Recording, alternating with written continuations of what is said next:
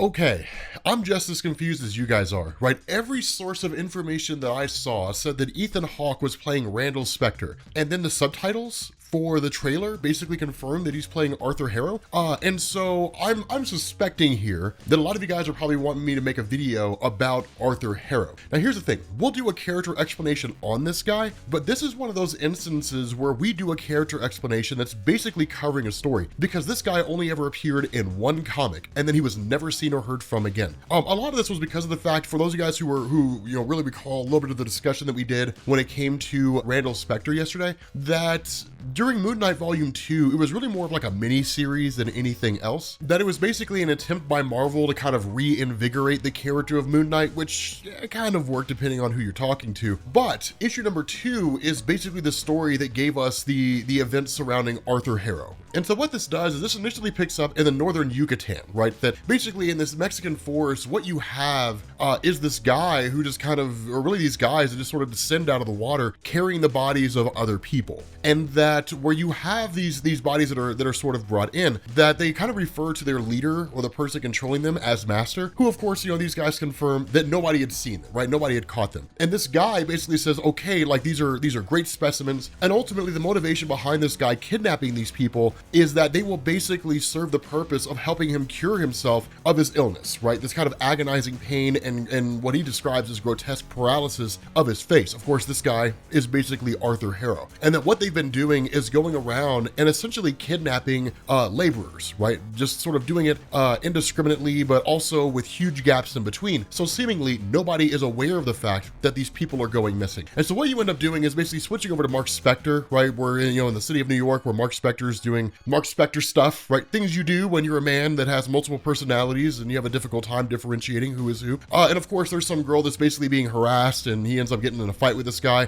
throws him out the window, and then realizes he can't swim. So of course he jumps out, basically saves this guy's life and brings it back. And then suddenly he's met by the arrival of Marlene. Now, Marlene and Marc Spector had always kind of been on again, off again, right? That Marlene Allowain is basically the girl that was with Marc Spector, and in fact, the daughter of the initial archaeologist that Marc Spector was really hired to protect alongside Raoul Bushman, when Bushman basically shot the archaeologist and left Marc Spector for dead, and then Marc's body was taken before the Egyptian god Khonshu, and then he was resurrected and then went on to become Moon Knight. And so their relationship was kind of forged in this fire of conflict and struggle, but they were always sort of on again, off again. At this point in time, their relationship had basically been over, and Marc Spector had essentially moved on, but of course, running back into her again is kind of like, okay, like we need to talk or have a conversation of some kind, and he ultimately ends up chasing her down. Now, it's one of those things where he's trying to understand, like, does she hate him, like that kind of a thing, right? Trying to, at the very least, get his bearings on where she stands with regards to the two of them. But as she's racing away,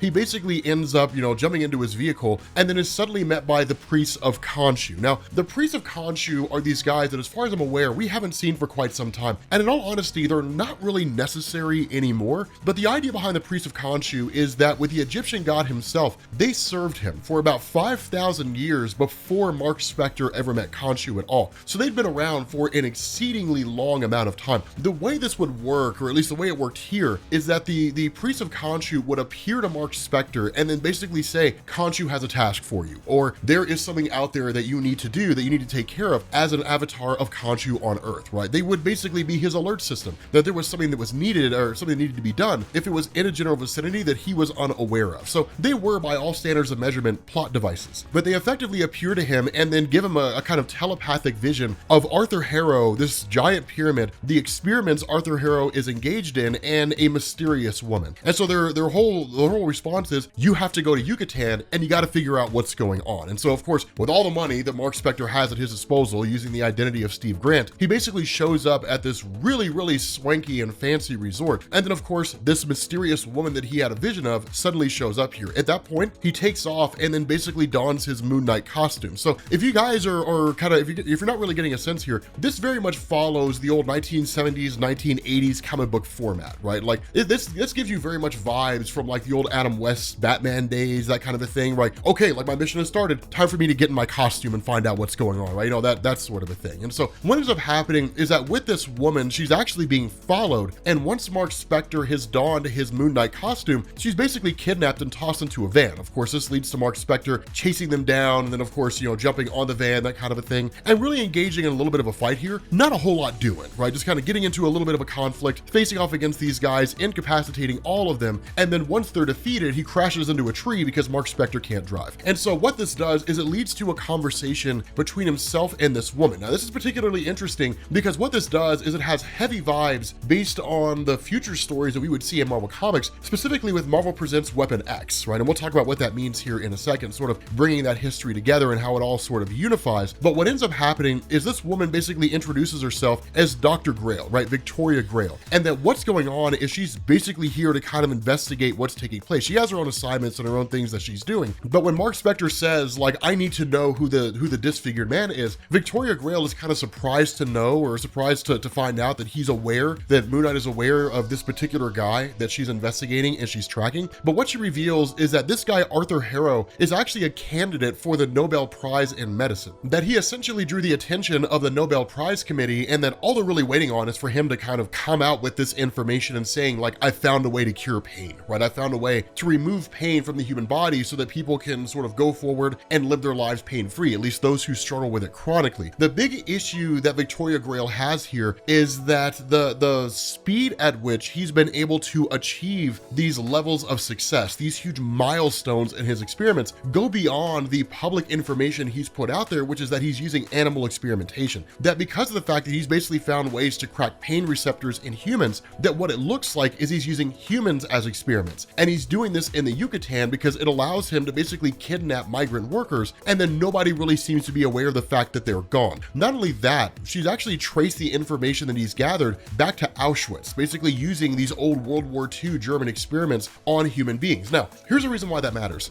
When it comes to the events that were taking place in Auschwitz specifically, this all deals with Mr. Sinister, right? So as you guys know, of course, World War II, concentration camps, Auschwitz, different things like that, that one of the things that had gone on in Marvel Comics is that Nathaniel Essex was actually obsessed with cracking the human genome and understanding the X gene itself, right? Why is it that some people in this world are born with like the ability to achieve telepathy or things like that, but those powers don't really manifest until they go through puberty or some state of high duress? And that World War II was the perfect place for him to perform these grotesque experiments without anybody asking any questions. Now, a lot of the research that was done by Mr. Sinister was actually taken by individuals and used for the post-World War II Weapons Plus program, which ultimately led to the introduction or the creation of Wolverine. So it's how all this stuff really kind of ties together. But the important thing is they basically end up tracking him down to his base of operations, right? This pyramid that he's operating out of. And in truth, when you switch over to Arthur Harrow himself, he's really saying that like his main motivation here is to cure himself. And he says like they didn't go far enough in Auschwitz. The war's end interrupted their brilliant work, right? And that now he's basically continuing the work that was initially started during World War II. So very much just kind of abandoning logic and reason. And this is very much turned into an obsession, or perhaps that's who he always was. We're never really given enough information to know if that's the case. But in injecting this serum into this guy, what he realizes is that as he cuts him, right, as he damages his tissue, there's no wincing, right? None whatsoever. That is true immunity to pain. So he's basically achieved the goal that he's been hunting for. All he has to do now is find a way to synthesize it. But in the middle of all that, he's basically met by the activation of a video screen that belongs to a group called Omnium. Now,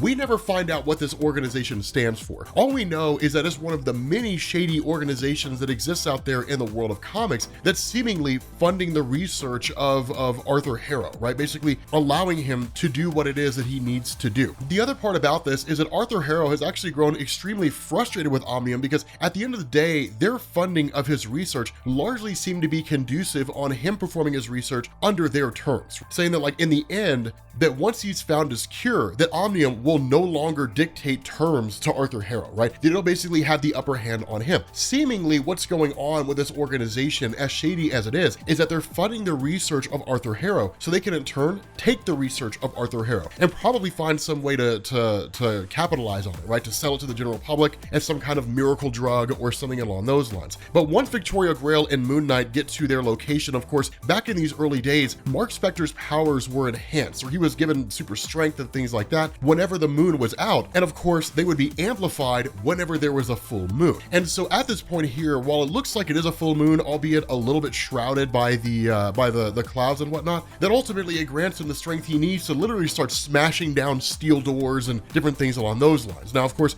this whole thing is basically being watched by Arthur Harrow, who unleashes a Jaguar on them. I mean, the Jaguar is not really going to do much against Moon Knight. And of course, Marc Spector is able to overcome this guy, and then ultimately ends up finding what looks like basically a secret passage where he literally smashes the door down, or smashes the wall down with a desk. Him and Victoria end up descending into this underground cavern where there's all these people that have been experimented on by Arthur Harrow that are really more zombies than anything else, right? They're what you would consider to be lobotomized, but they follow orders, right? So they're not really able to think on any higher level. And so they're basically told by Arthur Harrow, kill those guys, right? And then Arthur Harrow essentially bails out, right? Just takes off. Now, of course, because of the fact that these are basically innocents, they're a result of, grotesque experiments at the hands of Arthur Harrow, that ultimately Moon Knight doesn't really beat them to death. The reality is that his life is put in jeopardy by one of them, but because of his strength, he's able to overpower this guy. The reality is that when it came to Moon Knight, he never cared about killing people, right? Like, he would kill bad guys. It's one of the things that differentiated Moon Knight from seemingly all the other superheroes that existed in Marvel Comics, right? He was just pretty extreme. And in fact, the extreme nature of Moon Knight was one of the big sources of contention between himself and the rest of the Avengers when he was a member of the Avengers team. But of course, once all these guys are basically overcome, this leads to Moon Knight and Victoria basically grabbing one of the steel doors, literally ripping it off the hinges, which is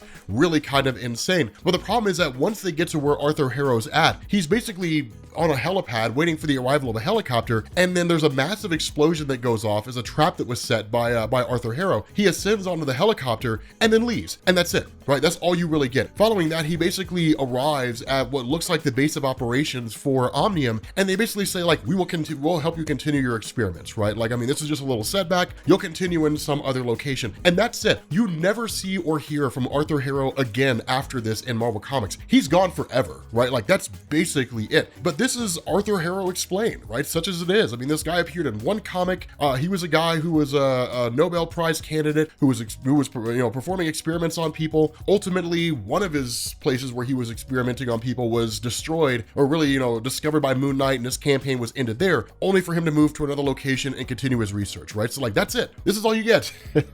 Which really kind of begs the question, why would Marvel use him in Moon Knight? Probably because the guy's so obscure, no one's gonna care if they totally change around the entire basis behind his character. I mean, I'm sure people who know who he is now and are more comic purists will kind of use this as a reason to, like, be angry, but at the end of the day, like, no one cares, right? I mean, it doesn't really matter. The guy's obscure enough, the MCU can get away with it. But with that being said, guys, we're gonna bring this video to an end. Thank you all for watching, and I will catch you all later. Peace.